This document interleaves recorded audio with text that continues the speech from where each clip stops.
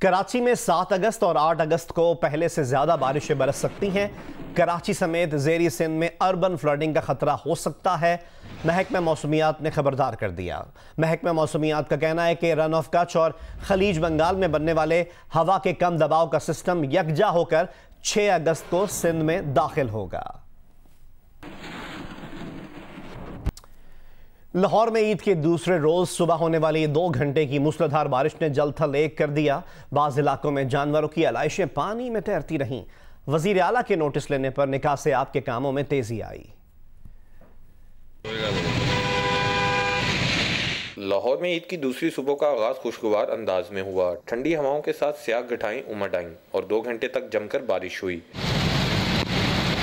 सड़कों और नशेबी इलाकों में पानी जमा होने से शहरियों को शदीद परेशानी का सामना करना पड़ा। सबसे ज्यादा बारिश ताजपुरा में 71 मिलीमीटर रिकॉर्ड की गई। ईद उल अजहा के तीसरे रोज इस्लामाबाद में सफाई का अमल जारी है।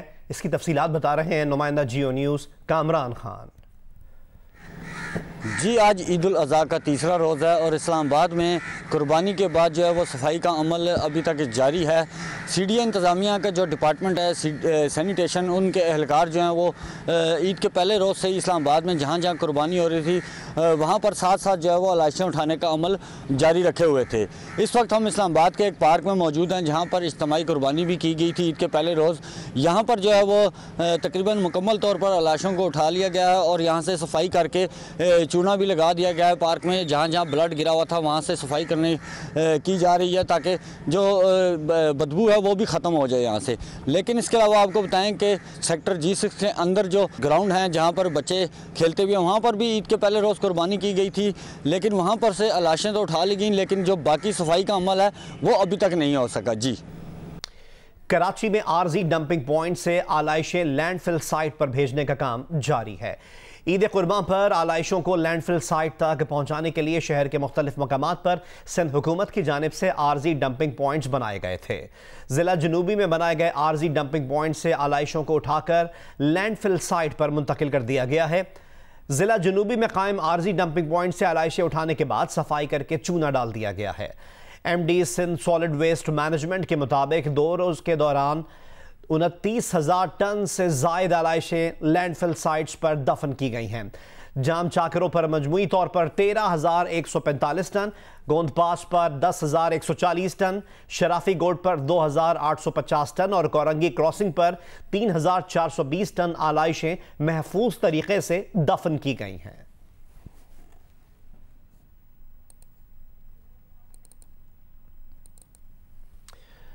Chairman NDMA lieutenant general Mohammad Afzal ने कहा है कि कराची में आज से नालों की बड़े पैमाने पर सफाई का काम शुरू कर दिया जाएगा।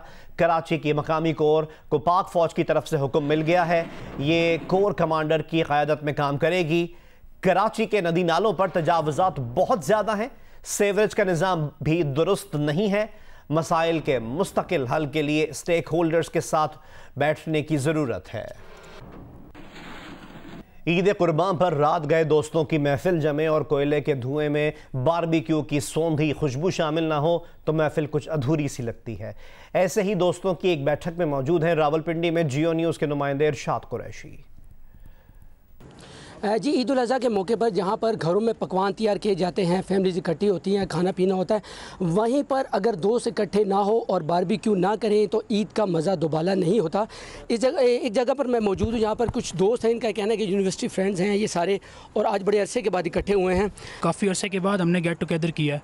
आपको पता है कोरोना वैसे ही जो आजकल 3-4 महीने हो गए चल रहा है, तो ये सारे यूनिवर्सिटी के दोस्त आज इकट्ठे हुए हैं। इसी तरह की तिक्का पार्टी जो है वो मुख्तलिफ जगहों पर भी हो रही है और ये रावलपिंडी का ऐसी जगह है जहाँ पर ये टॉप फ्लोर पर बैठे हैं सारे दोस्त और खा रहे हैं, एंजॉय कर रहे हैं और बहुत अरसे के बाद इनका कहना है कि ये इकट्ठे हुए चूँकि कोरोना का जो है एक मसला जो चल रहा है उसकी वजह से जो है काफ़ी परेशानी थी, लेकिन आज जो है दोस्त इकट्ठे हुए हैं। जी, पारा चनार और ज़िला कुर्रम में ईद के तीसरे रोज़ भी सुन्नत इब्राहिमी पर अमल करते हुए लोग कुर्बानी के जानवर ज़िबा कर रहे हैं। इसकी तफसीलात बता रहे हैं अली अफजल अफजाल। कबैली ज़िले पारा चनार में ईद के तीसरे रोज़ भी मुख्तलिफ समाजी और सियासी तंजीमों की जानिब से कुर्बानी का सिलसिला जारी है। समाजी तंजीमों के रहनुमाओं का कहना है कि कुर्बानी का गोश्त शहादा और गरीबों घर घर पहुँचाने का सिलसिला जारी है। उनकी कोशिश है कि गरीबों और शादा के फैमिलीज़ को ये गोश्त पहुँचे। हमारे जो वॉलंटियर हैं वो हर गांव की सतह पे घर घर और गांव ये गोश्त पहुंचाते हैं। दोपहर तक ये गोश्त की तकसीम जारी रहती है। जी, कुर्बानी की जानवर ज़बह करने का आज आखिरी दिन है और गुज़िश्ता 3 रोज़ से कुर्बानी की जानवर ज़बह करने का सिलसिला जारी है। जहाँ घरों में कुर्बानी की जानवर ज़बह किए जा रहे हैं, वहाँ मुख्तलिफ सियासी और समाजी तंजीमों की जानिब से भी इज्तिमाई कुर्बानी का सिलसिला जारी है। ईद उल अज़हा का मज़ा दुबाला करने के लिए स्वात के शहरियों ने दरिया स्वात का रुख कर लिया, जहां वो दरिया किनारे लजीज पकवानों का मज़ा ले रहे हैं। हमें रिपोर्ट करेंगे महबूब अली। ये मनाजिर है स्वात के सयाहती इलाके फिजागट के। लॉकडाउन और गर्मी की सताई हुई शहरियों ने ईद का मज़ा दुबाला करने के लिए टोलियों की शक्ल में दरियाई स्वात का रुख कर लिया, जहां शहरी हसीन मनाजिर के साथ साथ लजीज पकवानों का मज़ा ले रहे हैं। लॉकडाउन है, घर में बोर हो गए थे, स्वात के दरिया के किनारे आए और एंजॉय कर रहे हैं। हम 6 कज़न हैं और एक जैसे लिबास पहनते हैं और दरियाई स्वात के किनारे पे एंजॉय कर रहे हैं। नौजवान दरिया किनारे रिवायती मूसीकी से भी लुत्फानंदोज हुए, हसीन मनाजिर को कैमरे की आंख में महफूज किया और सेल्फियाँ भी ली। लॉकडाउन से तंग इन नौजवानों ने ईद उल अज़हा के मौके पर दरियाई स्वात का रुख कर लिया, जहाँ वो यकबस्ता हवाओं के साथ साथ हसीन मनाजिर से भी लुत्फ उठा रहे हैं। कैमरामैन मोहम्मद ज़ुबैर खान के साथ महबूब अली, जी न्यूज़, स्वात। गिलगित बल्तिस्तान के ज़िला अस्तोर में सतह समंदर से 10,000 फीट बुलंद सयाहती मकाम रामा अस्तोर में आज ईद के तीसरे रोज़ पोलो का मैच खेला जा रहा है। इसकी तफसीलात बता रहे हैं रफ़ीउल्लाह आफरीदी। आज ईद का तीसरा रोज़ गिलगित बल्तिस्तान का इंतहाई खूबसूरत तरीन सियाती मकाम जो कि सतह समंदर से 10,000 फीट बुलंदी पे है, रामा के मकाम पे। यहाँ ईद के तीसरे दिन यहाँ पुलू टूर्नामेंट हो रहा है, उसका आज फाइनल खेला जा रहा है। यहाँ पे मकामी शायकीन की बड़ी तादाद पहुँच चुकी है। तो दूसरी तरफ जो अस्तोर की मेन जो शहराएँ हैं वो टूट फूट की शिकार है। यहाँ पे लोगों को ऊपर आने में काफ़ी मुश्किलात और मसाइल का सामना है। कामी लोगों के साथ साथ सियाओं ने मुतालबा किया है हुकूमत वक्त से उसको फौरी तौर पे हल किया जाए। तो दूसरी तरफ यहाँ पे यहाँ के लोगों ने मुतालबा किया है एसओपी, खास एसओपी के तहत जो सियाह जो आना चाह रहा है उनको आने की इजाज़त दी जाए। जी, नौशहर फिरोज की तहसील पडीदन में ईद के तीसरे रोज़ भी बच्चे खूब हल्ला गुल्ला करने में मसरूफ़ हैं। इस मौके पर बच्चे झूले झूल कर लुत्फ़अंदोज़ हो रहे हैं। तफसीलात बताएंगे गुलाम हैदर आकाश।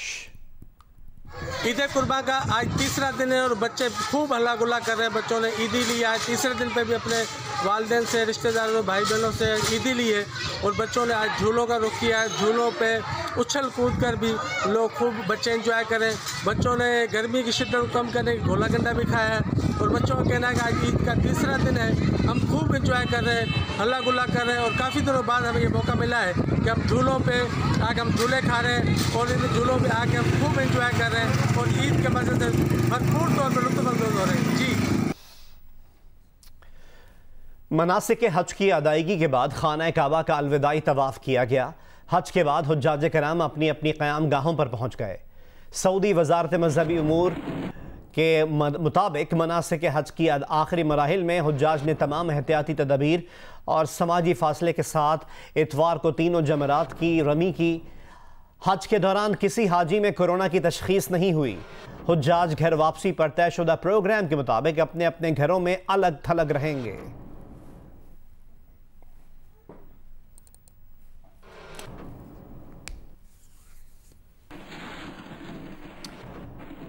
5 अगस्त 2020 को मकबूजा कश्मीर में भारत के फौजी मुहासरे को 1 साल मुकम्मल होने पर अक़वाम मुत्तहिदा की जनरल असम्बली के सामने दुनिया की सबसे बड़ी इंसानी हाथों की डिजिटल जंजीर बनाने का ऐलान किया गया है। अमरीका भर की इंसानी हुकूक की तंजीमें, पाकिस्तानी और कश्मीरी कम्युनिटी बड़ी तादाद में शिरकत करेगी। ICNA फॉर सोशल जस्टिस तंजीम का कहना है कि कोरोना के बायस इंसानी हाथों की जंजीर बनाना मुमकिन नहीं।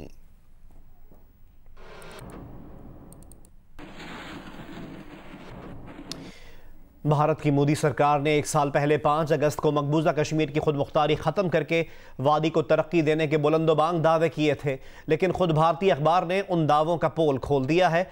अखबार का यह कहना है कि 1 साल में मकबूजा कश्मीर की मईशत मजीद अबतर हो गई है और बेरोजगारी में बेइंतहा इजाफा हो गया है। भारतीय अखबार की रिपोर्ट के मुताबिक भारत की जानिब से 5 अगस्त 2019 के यकतरफा इक़दाम के बाद मकबूजा कश्मीर में 1 साल के दौरान 4,56,000 अफराद बेरोजगार हो चुके हैं। मकबूजा वादी की मईशत को 40,000 करोड़ रुपए से जायद का नुकसान उठाना पड़ा है।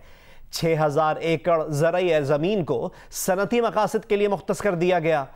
भारतीय अखबार का कहना है कि यह सूरत हाल आर्टिकल्स 370 और 35A के खात्मे के मनफी असरात का नतीजा है।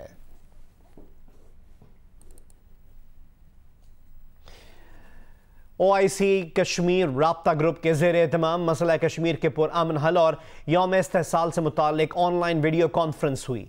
सदर आज़ाद रियासत जम्मू व कश्मीर सरदार मसूद खान और मुतादिद मुल्कों में कायम कश्मीरी तंजीमों के सरबराहान ने खिताब किया। सदर आज़ाद कश्मीर मसूद खान ने कहा कि भारत तनासुब तब्दील करके मकबूजा वादी को हिंदू अक्सरियती इलाका बनाना चाहता है। भारत को बिलाखिर अक़वाम मुत्तहिदा की करारदादें कबूल करनी होंगी और इस्तिस्वाब राय का हक कश्मीरियों को देना होगा। वीडियो कॉन्फ्रेंस में बरतानिया, ब्रसल्स और जद्दा से कश्मीरी रहनुमाओं गुलाम नबी फ़ाई, प्रोफेसर नज़र शव्वाल, लॉर्ड नज़ीर अहमद, खालिद महमूद, गुलाम नबी मीर और मसूद पूरी ने खिताब किया और बैरून मुल्क पाकिस्तानियों और कश्मीरियों पर जोर दिया कि वो अपनी सफ़ों में इत्तेहाद पैदा करें।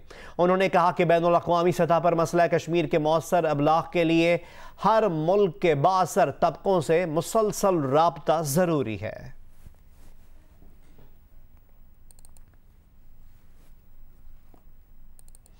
OIC कश्मीर राब्ता ग्रुप के ज़ेरे तमाम मसला कश्मीर के पुरअमन हल और यौम इस्तेहसाल से मुताल्लिक ऑनलाइन वीडियो कॉन्फ्रेंस हुई। और अब आपको बताएं कि पंजाब हुकूमत ने आज से लॉकडाउन ख़त्म कर दिया है। इसका नोटिफिकेशन भी जारी कर दिया गया है। तमाम दुकानें और कारोबार हिफाजती इंतज़ामात के साथ खोलने की इजाज़त होगी। शॉपिंग मॉल्स और प्लाजा पीर से जुमे तक सुबह 9 से शाम 7 बजे तक खोले जा सकेंगे।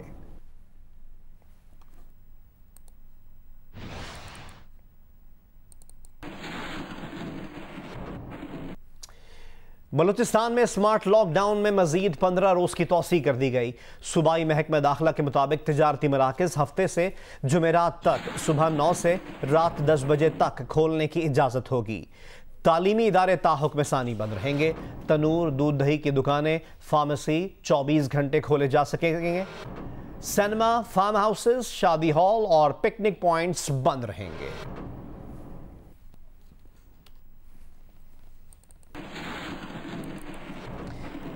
अमरीकी निजी खलाई कंपनी के पहले खलाई जहाज का मिशन मुकम्मल हो गया। 2 अमरीकी खलानवर्द बैनुल अक़वामी खलाई स्टेशन से वापस ज़मीन पर पहुंच गए। ड्रैगन कैप्सूल खलीज मैक्सिको में उतरा। मिशन कंट्रोल रूम से खलाबाजों को घर वापसी मुबारक हो का पैगाम पहुंचाया गया। अमरीकी सदर डोनाल्ड ट्रंप ने अपने पैगाम में कहा कि अमरीकी खलानवर्दों की ज़मीन पर कामयाब वापसी काबिल तहसीन है। स्पेस एक्स के CEO एलन मस्क भी इन लम्हात को देखने के लिए कंट्रोल रूम में मौजूद रहे। अमरीकी कंपनी स्पेस एक्स का खलाई जहाज ड्रैगन कैप्सूल का मिशन मई के महीने में शुरू हुआ था।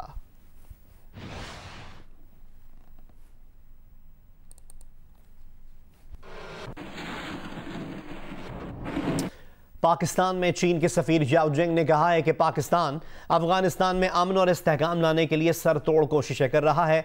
जियो न्यूज़ के प्रोग्राम जरगा में गुफ्तगू करते हुए चीन के सफ़ीर का कहना था कि पाकिस्तान मुआशी सरगर्मियों का मरकज़ बनने की सलाहियत रखता है। अफगान लीडर्स भी इलाकाई राब्तों को यकीनी बनाने के लिए मोटरवे के साथ साथ पाकिस्तान के साथ रेलवे लिंक में भी दिलचस्पी रखते हैं। चीनी सफ़ीर का यह खुसूसी इंटरव्यू आज रात 10:05 पर प्रोग्राम जरगा में नशर किया जाएगा। How Gwadar Port will help Afghanistan transit trade? I served in Afghanistan and I had a lot of discussion with the Afghan leaders and the Afghan society. You know that, of course, the current peace process and reconciliation process is very important for Afghanistan. But I always find in the minds of the Afghan leaders and the Afghan people that they are very much keen to have the regional connectivity. They are very keen to have not only the motorway links with Pakistan, to upgrade the motorway. They would like to have more railway links. So in my mind, if in the future a railway from Gwadar to Kandahar, to Balochistan, Kandahar, and to the Central Asia, it could be a very, very, I should say, beneficial route of trade or transportation for the region, for Afghanistan. So a lot of potential is existing, that collaboration. So I'm very glad that your government, Pakistan, is working very hard for the peace and the stability in Afghanistan. Because when you are more closely connected with Afghanistan, in fact, far beyond Afghanistan, it is Central Asia. And Central Asia definitely would like to have more access to the ports, to the routes of the logistics. So Pakistan, in fact, has the greatest potential as the hub of the regional trade and the regional connectivity. The development of Gwadar, but also in the meanwhile, the development of the port of Karachi and the port Qasim offers this kind of hope, this kind of prospect for the regional connectivity. For China, due to the CPEC, due to our collaboration with Pakistan, we would like to explore and also have the full use of this potential for Pakistan as the hub of the regional, regional connectivity and the cooperation. And I see also a lot of enthusiasm from the Pakistani leaders and the Pakistani people. अमरीकी company Microsoft ने ऐलान किया है कि सदर Trump की तंबीह के बावजूद चीनी एप्लीकेशन टिकटॉक खरीदने से मुतालिक बातचीत जारी रहेगी। एक बयान में माइक्रोसॉफ्ट ने बताया कि कंपनी के सीईओ ने सदर डोनाल्ड ट्रंप से बात की है और दोनों में इस बात पर इत्तेफाक राय पाया गया है कि चीनी एप्लीकेशन टिकटॉक की खरीदारी के लिए बातचीत जारी रहेगी। इस सिलसिले में कौमी सलामती से मुतालिक सदर ट्रंप के तहफ़्फ़ुज़ात को दूर किया जाएगा। इससे पहले अमरीकी सदर ट्रंप ने टिकटॉक पर पाबंदी की धमकी दी थी और इल्ज़ाम लगाया था कि चीन टिकटॉक के जरिए जासूसी कर सकता है। जंग ग्रुप और जियो के editor in chief Mir Shakilur Rahman की गिरफ्तारी के खिलाफ ईद के दूसरे रोज भी मुल्क के मुख्तलिफ शहरों में एहतजाज का सिलसिला जारी रहा।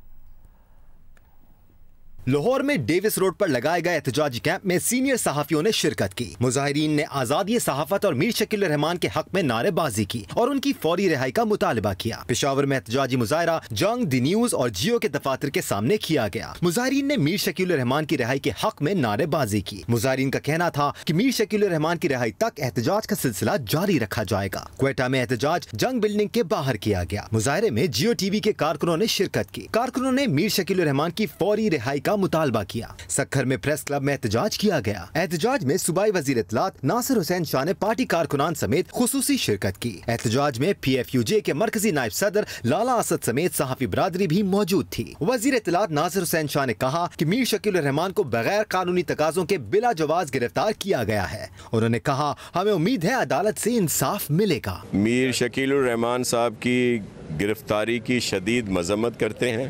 मीर साहब को बगैर किसी कानूनी तकाजा पूरे किए बगैर उनको गिरफ्तार किया गया एक ऐसे केस में जिसमें उनकी गिरफ्तारी नहीं बनती थी। भावलपुर में प्रेस क्लब में सहाफियों की जानिब से एहतजाजी धरना और अलामती भूख हड़ताली कैंप जारी रहा। सीनियर सहाफी अमीन अब्बासी, राशिद हाशमी, अमीन बासित, आसिफ कबीर, अमजद महमूद, सैयद अदनान अली, सैयद मजीद हाशमी, सकलैन शाह और दीगर सहाफी शरीक हुए। शुरका ने मीर शकील रहमान की फौरी रिहाई का मुतालबा किया। नवाब शाह में सिविल सोसाइटी ने क्लॉथ मार्केट के सामने एहतजाज किया। सिविल सोसाइटी के रहनुमा सफर अली अवान ने मीर शकील रहमान की गिरफ्तारी की मजम्मत की।